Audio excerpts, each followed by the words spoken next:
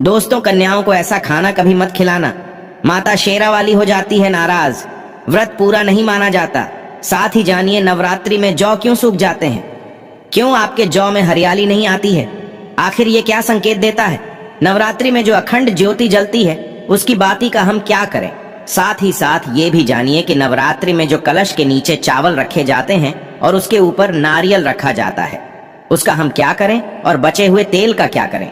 इस खूबसूरत वीडियो को लाइक जरूर करें। आज का वीडियो बहुत ही सुंदर है, आपको कहीं भी जाने की आवश्यकता नहीं पड़ेगी। समस्त जानकारी, नवरात्रों की पूरी जानकारी इस वीडियो में है। खासकर कन्या पूजन कैसे करना है, सप्तमी कब है, अष्टमी कब है, नवमी कब है, समस्त जानकारी इस वीडियो में हम आपको दे रहे हैं। दोस्तों, जो भक्त सच्चे दिल से माता रानी की पूजा आराधना करते हैं और उनकी भक्ति में लीन हो जाते हैं, तो माता रानी उनकी सच्ची भक्ति से उनकी पुकार अवश्य सुनती है और जो इच्छाएं उसके मन में होती हैं तो माता रानी उसे वो सब कुछ देती है जो उसको चाहिए होता है। माता लक्ष्मी दोनों हाथों से धन की वर्षा करती है।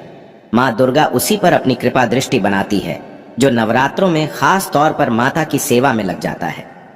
देखिए, माता की सेवा में आपको बिल्कुल भी कंजूसी नहीं करना है। दिल खोलकर माता रानी की सेवा करें, जितना हो सके माँ को प्रसन्न करने में लग जाए।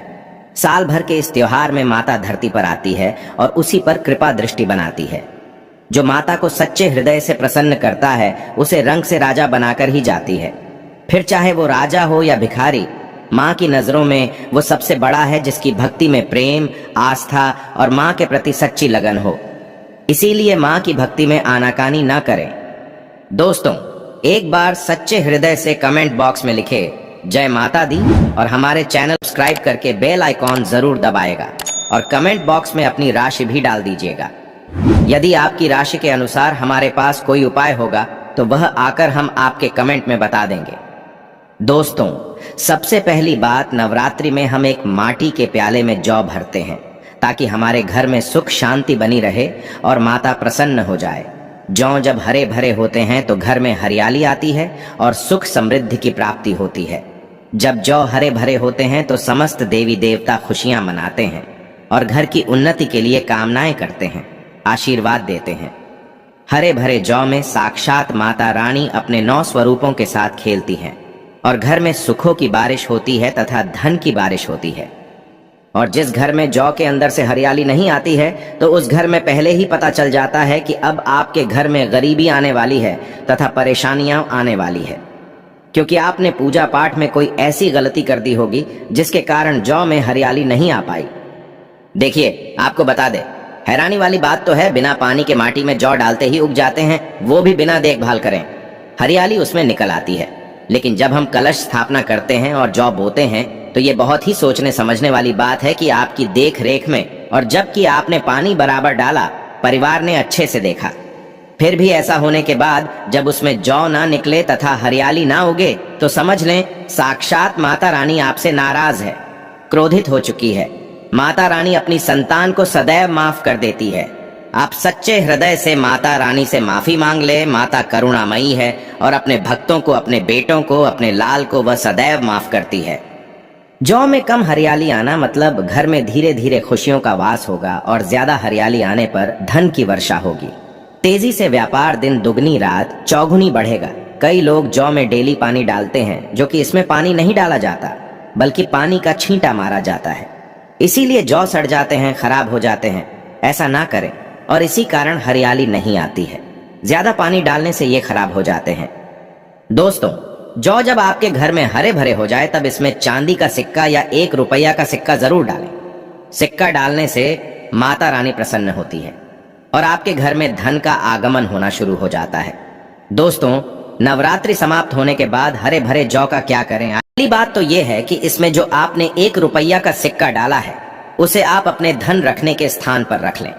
इससे धन में बढ़ोतरी होती है। दोस्तों, और अंत में नवरात्रि समाप्त होने के बाद इन जौ में से थोड़े पत्ते माता रानी के प्रसाद के स्वरूप में पूरे परिवार को खिलाएं। इसके पत्ते खाना बहुत ही शुभ और मंगलकारी माना जाता है। इसे जो भी खाता है वो जल्दी बीमार नहीं पड़ता।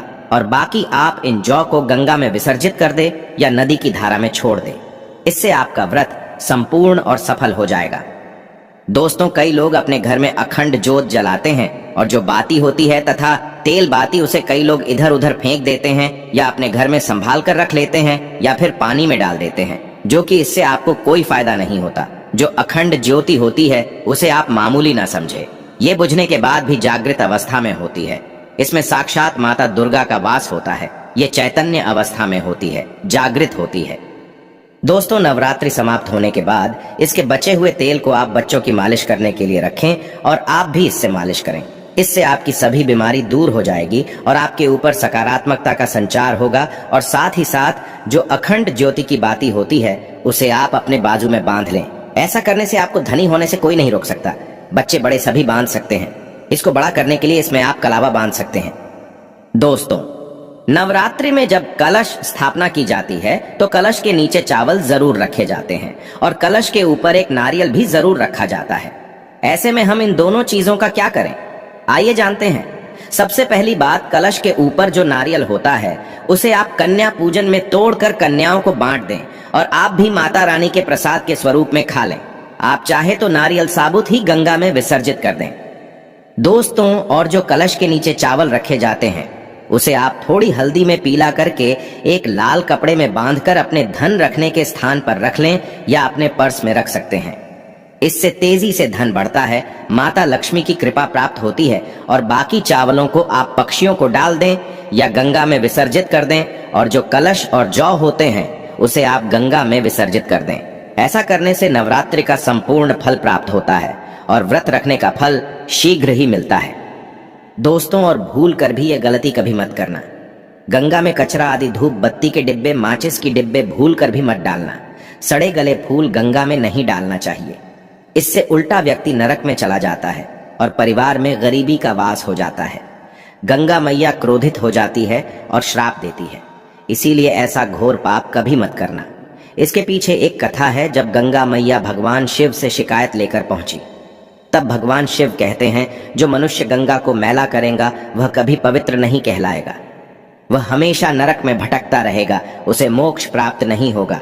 वह नरक के भांति इसी पृथ्वी लोक में भ्रमण करता रहेगा। इसीलिए गंगा को मैला नहीं करना चाहिए, नहीं तो आपका समस्त पुण्य नष्ट हो जाएगा। आपका पुण्य भूत पिशाच को प्राप्त हो जाएगा। दोस्तों, अगर आपको माता रानी की चुनरी उपहार में मिली है, जैसे जागरण आदि से या किसी पंडाल से या धार्मिक यात्रा से, तो ऐसी माता की चुन्नी बहुत ही शुभ मानी जाती है। इससे आपका वैवाहिक जीवन सफल हो जाता है। माता रानी की चुन्नी को आप संभाल कर रखें। इसे आप करवा चौथ पर, बट सावित्री व्रत आदि में या किसी पर्व पर, त्योहार में अवश्य पहने। इसमें माता रानी का आशीर्वाद होता है जो आपको प्राप्त हुआ है। ऐसी चुनरी सदैव संभाल कर रखें, क्योंकि माता की चुनरी जागृत अवस्था में होती है। इसे मामूली ना समझे। नवरात्रों में चाहे कुछ भी कर लेना, लेकिन ये कार्य जरूर करना। बिन पूजा पाठ के ही सारा फल मिल जाता है। आप चाहे कुछ करें या ना करें, लेकिन नवरात्रों में यह एक काम जरूर कर लेना। मैं माता रानी की सौगंध खाता हूं। माता लक्ष्मी खुद आपके घर में चलकर आएंगी, आगे आपकी मर्जी। दोस्तों, नवरात्रि में बिना व्रत बिना पाठ के आपको संपूर्ण नवरात्रि का फल मिल जाएगा। यह वीडियो ध्यान से देखना। अगर आपने व्रत नहीं रखा है, कोई बात नहीं, आपको परेशान नहीं होना है, क्योंकि कभी कभी हम काम के चलते या फिर ऑफिस वर्क होता है या कभी कभी कुछ ऐसे हम कामों में फंस जाते हैं जिसके कारण हम माता रानी के नवरात्रों में उनको टाइम नहीं दे पाते। तो आपको परेशान नहीं होना है। अगर आपने व्रत नहीं रखा है, कोई बात नहीं, पूजा नहीं कर रहे हैं नवरात्रि में, कोई बात नहीं। दोस्तों, बस ये एक काम आपको कर लेना है। नवरात्रि में जितने भी लोग पूजा पाठ करते हैं उससे भी आपको अधिक बढ़ करके फल प्राप्त होगा। तो ये वीडियो ध्यान से देखना। आज की जो मैं वीडियो बताऊंगा बहुत ही सुंदर है, ज्ञानवर्धक जानकारी है। इस प्रकार की जानकारी आप लाखों रुपए खर्च करेंगे फिर भी कोई नहीं बताने वाला। हमारे चैनल का मकसद है जनहित एवं जन कल्याण करना, इसलिए आप लोगों को इस प्रकार की अच्छी अच्छी जानकारी सिखाते हैं। तो आइए इस वीडियो में जानते हैं नवरात्रि में ऐसा कौन सा कार्य करने से बिना व्रत, बिना पूजा या फिर बिना कन्या भोजन के सारे फल की प्राप्ति हो जाती है। केवल सच्चे मन से अगर नवरात्रि के समय में कोई भी व्यक्ति पूरे मन के साथ, पूरे विश्वास के साथ, सच्ची लगन आस्था के साथ अगर दुर्गा सप्तशती में वर्णित सिद्ध कुंज का स्रोत का पाठ कर लेता है तो संपूर्ण दुर्गा पाठ का फल उन्हें प्राप्त हो जाता है, जो भी आप व्रत रखते हैं। माता रानी के लिए आप चाहते हैं कि माता रानी का आपके ऊपर आशीर्वाद प्राप्त हो, माता रानी की कृपा मिले।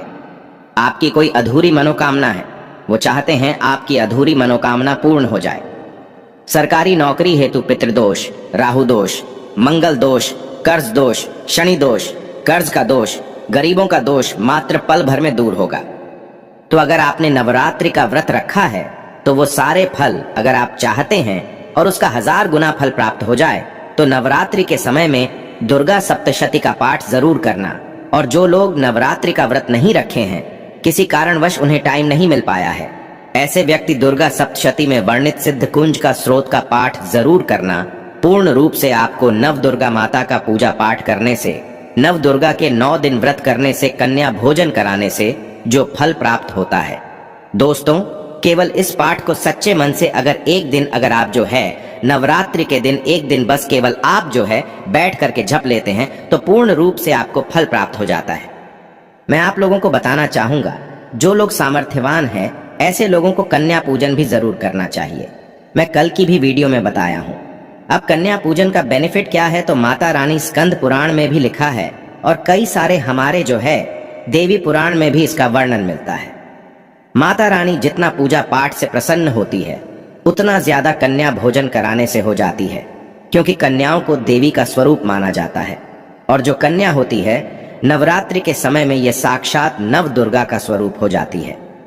मैं कन्या पूजन के बारे में विस्तार से वीडियो के अंत में बताऊंगा, तो वीडियो में कंटिन्यू बने रहना। कन्या पूजन कैसे करना है और क्या मुहूर्त है सब बताऊंगा। दोस्तों, दूसरी जानकारी बता रहा हूं, ये जानकारी आपकी जिंदगी में बाहर लाएगी, आपके जीवन में चल रही परेशानी को दूर करेगी, क्योंकि हम आप लोगों को बहुत सरल साधारण सी विधि बताते हैं जिसमें आप सभी दर्शकों का कल्याण छुपा होता है। तो नवरात्रि के दौरान आपको एक पुष्प का पौधा जरूर लगाना है। मैं इसका फायदा भी बताऊंगा। कौन कौन से पुष्प लगाने चाहिए? हमारे धर्मशास्त्रों के अनुसार कहा गया है दोस्तों, अगर कोई व्यक्ति मंदिर के किनारे में मदार का पौधा लगा दे, ध्यान से सुनिए, जो सफेद कलर का मदार का पौधा होता है किसी भी मंदिर के किनारे में लगा देते हैं। ये पुष्प वहां पर उपस्थित जो देवी देवता है, मंदिर में जो रहने वाले जो देवी देवता हैं, जैसे शिव मंदिर है, शिव मंदिर में मदार का पौधा लगाते हैं तो इसका एक पुष्प अगर कोई भी व्यक्ति रख करके चढ़ा दे शिव मंदिर में जा करके, तो आपको एक स्वर्ण दान के बराबर पुण्य की प्राप्ति होती है। तो मदार का पौधा लगाने से इसमें जो फूल खिलेंगे वो जाकर के देवी देवताओं को चढ़ाए जाएंगे, तो उसका आपको जो है पुण्य की प्राप्ति होगी। जो व्यक्ति चढ़ा रहा है उसको आधा फल मिलेगा और आधा फल आपको प्राप्त होना शुरू हो जाएगा। तो मदार का पौधा अगर कोई भी व्यक्ति नवरात्रि के समय में किसी भी शिव मंदिर है, माता रानी का मंदिर है, उनके समीप में जाकर के लगाता है तो अक्षत पुण्य की प्राप्ति होती है। ना इसमें आपको व्रत करना है, ना पूजा पाठ करने की जरूरत है, बस आप जो है कोई भी फूलों का पौधा लगा सकते हैं। इस श्रेणी में आते हैं जैसे मदार का पौधा, सदाबहार का पौधा। सदाबहार हमेशा हरियाली रहता है और ये हमेशा फूलते हैं। ऐसे फूल का आपको चयन करना है जो हमेशा फूलते रहे, जिसमें फल फूल आते रहे। तीसरे नंबर पर आता है कनेर का पौधा। जो कनेर का पौधा है ये देवी माँ का श्रृंगार कहा गया है। कनेर के पौधे से अगर कोई भी व्यक्ति कनेर का पौधा सफेद कलर का अगर कनेर है तो फिर इसे अति उत्तम माना जाता है। कनेर के पौधे को पार्वती का स्वरूप कहा गया है। धर्मशास्त्रों में तो कनेर का पौधा चढ़ाने से माता रानी बहुत प्रसन्न होती है और गोदान के बराबर हमें फल की प्राप्ति होती है।